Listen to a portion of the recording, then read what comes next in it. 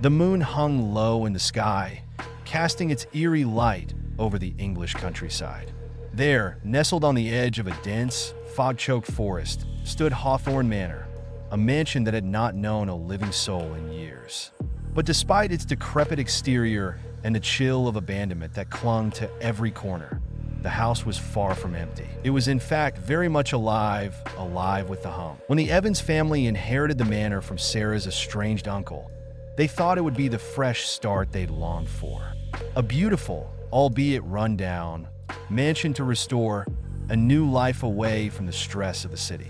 They moved in, full of hope and anticipation, eager to make it their own. But they were not alone. Something had been waiting for them. The locals spoke in hushed whispers, warning them about the house. They told stories of a strange, unexplainable hum that echoed through the manor at night, a hum so persistent it drove some to madness. But Sarah, skeptical and eager to move forward, brushed aside their concerns.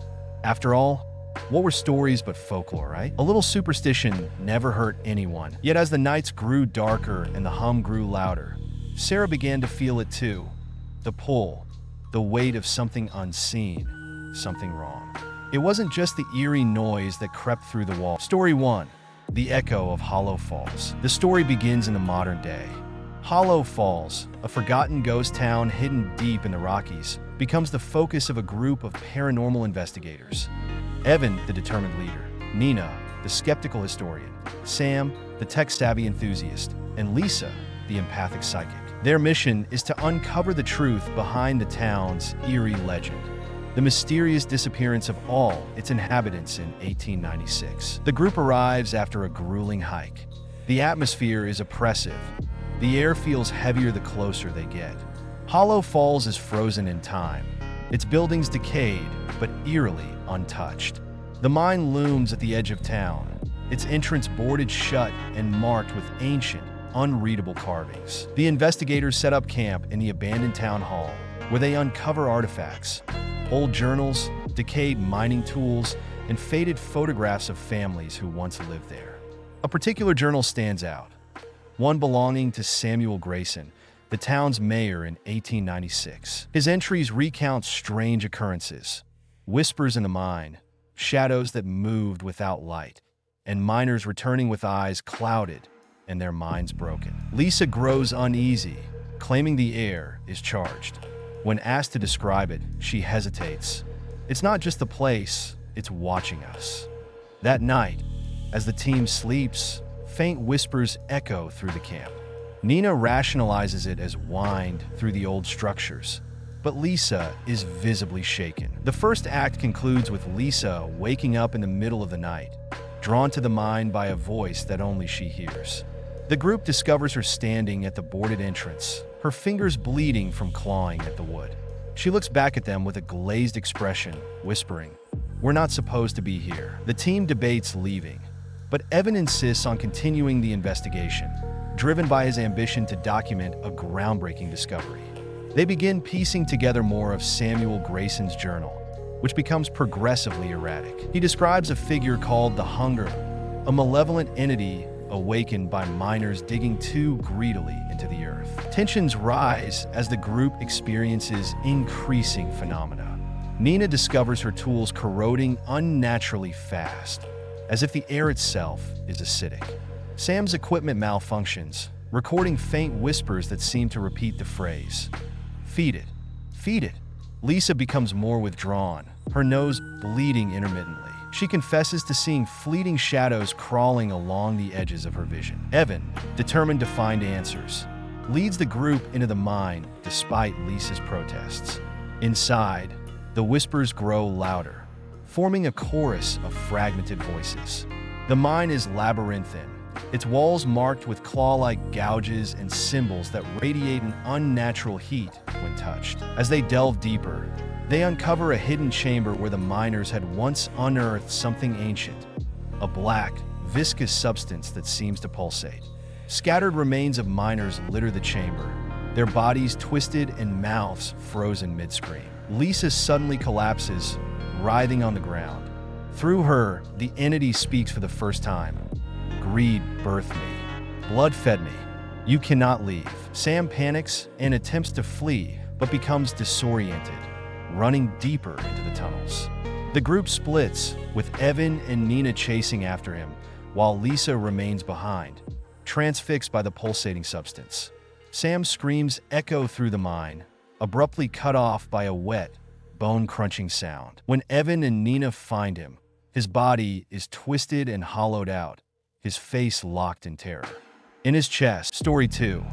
The Asylum beneath Crescent Lake. The story begins in the rural countryside of New England, where Crescent Lake has been drained after years of drought, revealing the skeletal remains of a forgotten asylum that had been submerged for decades. The air around the lake is heavy with dampness, and an unsettling quiet blankets the area. Clara Hawthorne, a determined young journalist, arrives at the site, drawn by whispers of horrifying experiments conducted at the asylum during the 1930s. Her goal is to uncover the truth about the institution, known as Crescent Asylum, and the strange disappearances of its patients before it was submerged. Clara's initial investigation is methodical. She interviews locals who warn her to stay away, sharing fragmented stories about visions of the dark man reported by asylum patients. Despite their warnings, Clara's curiosity is piqued by the chance to expose long-buried secrets. Her mentor, who had previously investigated the asylum and disappeared under mysterious circumstances, fuels her resolve. She explores the exposed asylum grounds, finding waterlogged ruins and rusting equipment. Among the debris, Clara discovers a locked file cabinet containing tapes labeled with patient numbers. She pockets them and plans to review them later. That night, while camping nearby, she hears faint whispers emanating from the direction of the asylum. They seem to carry a single phrase: "He is waiting." The next morning, Clara ventures deeper into the asylum's main structure, armed with a flashlight and recording equipment. The building feels alive, its wet walls dripping with moisture that glistens like blood in the dim light. The air grows colder the further she goes, and her footsteps echo unnaturally, as though the sound is being swallowed by the space. She begins reviewing the tapes on her handheld player. The first few are mundane, patients recounting paranoia, delusions, and nightmares. But as she progresses, the confessions take a darker turn. Patients describe seeing a shadowy figure with glowing eyes, standing at the edge of their vision. One tape abruptly ends with a blood-curdling scream, followed by a faint, rhythmic knocking that matches the dripping of water from the ceiling. Clara becomes increasingly unnerved. Her flashlight flickers, and shadows seem to shift just beyond its beam. She tries to rationalize the phenomena, but begins hearing whispers that grow louder with each step. The walls seem to breathe, and she notices strange symbols carved into the decayed plaster, pulsing faintly as though alive. In a patient's room, she finds a journal belonging to Dr. Victor Harlan, the asylum's lead physician. His writings detail cruel experiments conducted on the patients to purge their madness, using sensory deprivation and isolation. The experiments culminated in the patients reporting collective visions of a dark man, whom Harlan believed to be a manifestation of their shared trauma. Clara's resolve begins to crack as the asylum's oppressive atmosphere takes its toll. She considers leaving but realizes she has no signal to call for help. Her car, parked near the drained lake bed, inexplicably won't start. That night, while reviewing more tapes in her tent, Clara hears the same knocking sound from earlier. It's outside her tent, moving closer. Her flashlight fails, and when she peers out, she sees footprints forming in the wet ground, leading back toward the asylum. She follows them, unable to resist an inexplicable pull. Inside the asylum, Clara descends into the basement, drawn by the whispers, which now sound like her mentor's voice, urging her forward. The walls narrow, forcing her to crawl. She emerges into a hidden laboratory, untouched by time. The air is dense and smells of decay. In the center of the room is a rusted metal chair, surrounded by recording equipment and vials of black liquid. The final tape in her possession reveals Dr. Harlan's last experiment, a ritual meant to banish the dark man, but instead unleashing him. The patients were left trapped in an eternal cycle of torment, their voices bound to the asylum. Story 3.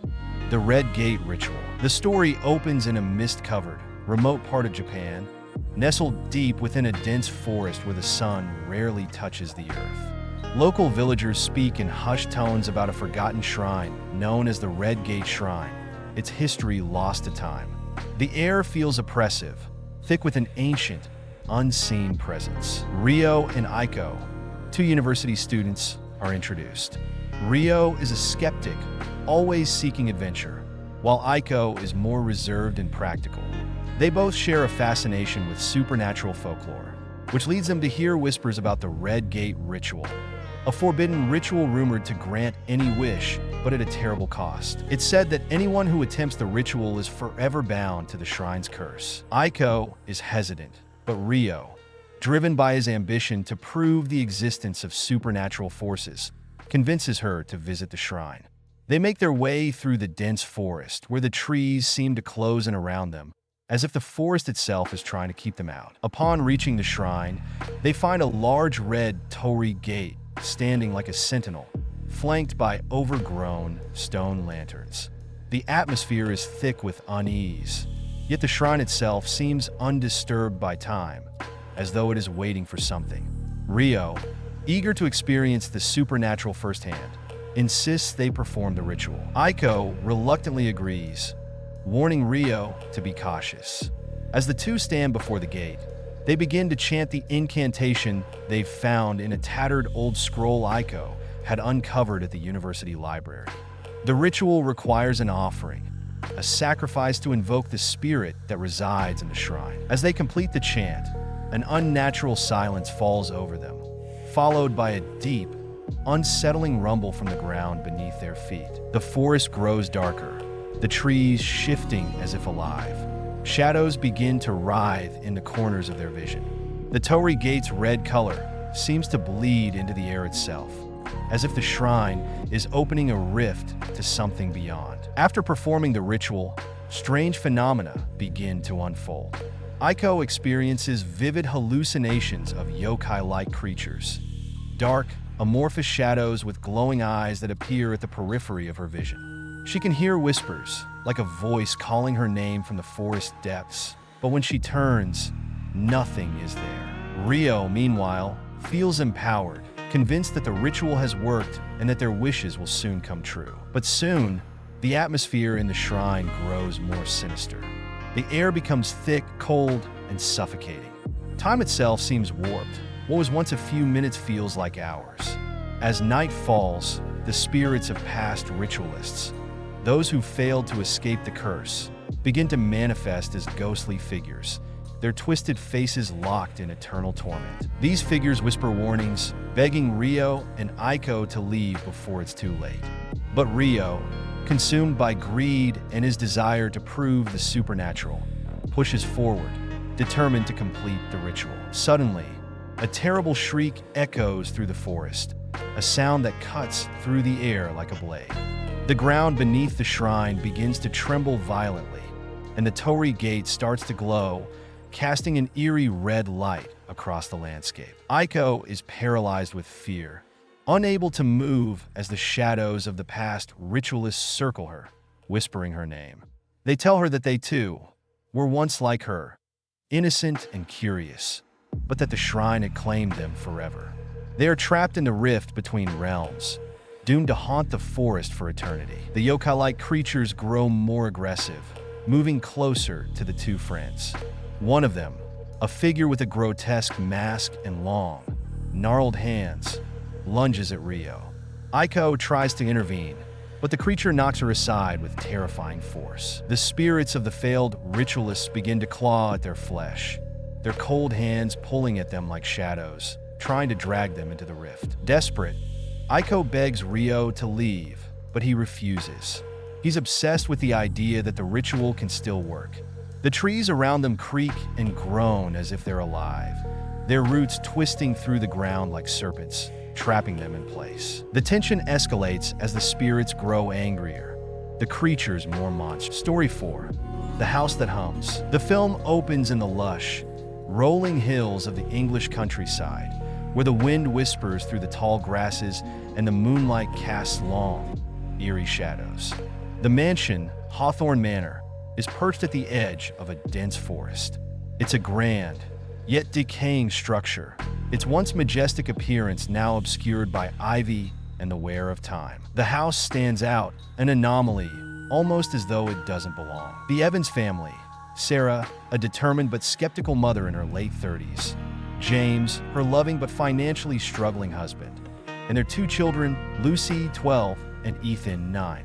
The family has just inherited the mansion from Sarah's estranged uncle, a reclusive man who had spent the last years of his life in isolation. Despite local whispers of the house's strange history, Sarah sees this as an opportunity to start fresh, away from the pressures of city life. As they arrive at the mansion, the air is thick with an unsettling silence. The family is greeted by the sound of the wind and the faintest hum, like the house is alive. The hum is barely noticeable, but seems to grow stronger as night approaches. Sarah dismisses it as a trick of the wind, a natural consequence of the house's age. As they begin to settle in, strange occurrences begin. Furniture is found out of place. Items that were previously in one room appear in another. At first, these disruptions seem harmless, but as night falls, the hum grows louder, more insistent. The sound seems to vibrate through the walls and floors, filling the house with a dissonant melody that sets the family on edge. As the days pass, the hum persists, growing more intense and intrusive. Sarah, who initially tried to ignore the oddities of the house, begins to lose sleep. The constant vibrations from the hum cause her to feel nauseous and dizzy. James, too, begins to feel the effects, becoming irritable and angry over the smallest issues. The children, Lucy and Ethan, complain of nightmares and strange visions, figures in the dark, whispers in the corners of their rooms. The family's once cozy home has become a place of tension and unease. Sarah, desperate for answers, begins to research the house's history. She uncovers unsettling stories from the locals about Hawthorne Manor and its previous occupants. Many people speak of strange rituals and occult experiments that were conducted within the house many decades ago. According to the stories, a previous owner, Dr. Edmund Hawthorne, Sarah's great-grandfather, was obsessed with the idea of summoning a song from beyond, a melody that was said to open a gateway to another realm. One night, during an especially intense evening of disturbances, the hum reaches a crescendo, so unbearable that it seems to shake the very foundations of the house.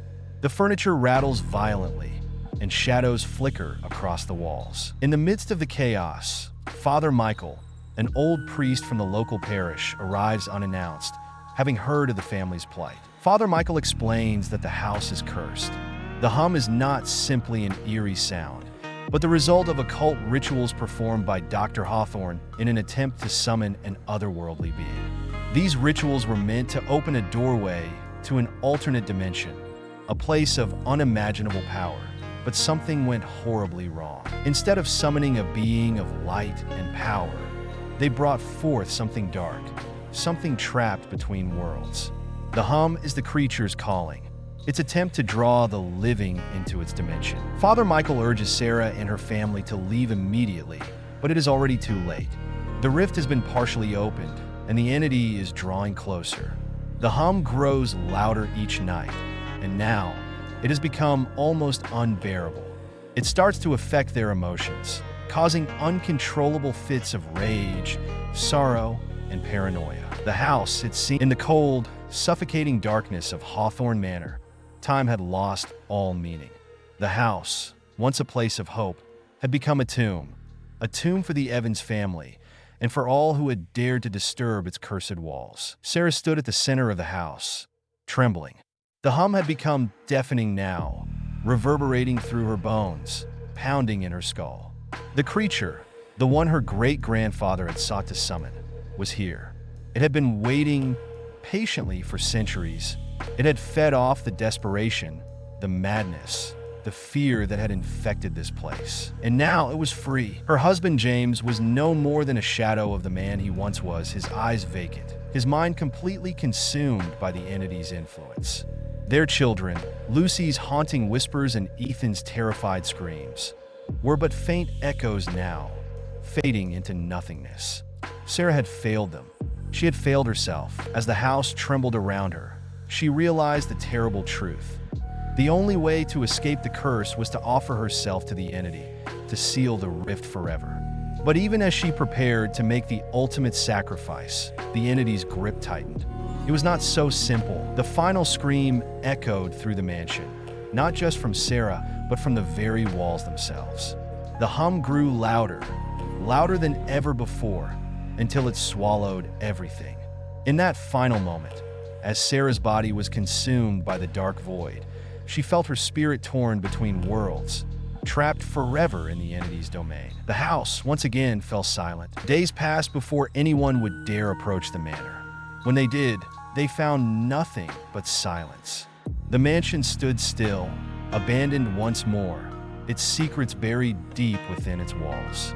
But something had changed. A journal lay on the ground, pages filled with incomprehensible symbols, warnings, and the faintest trace of a hum that seemed to echo just on the edge of hearing. The Evans family was gone, swallowed by Hawthorne Manor, their souls left behind as the hum continued to call, waiting for the next unwitting soul to answer. And somewhere, deep within the house, the hum began once again.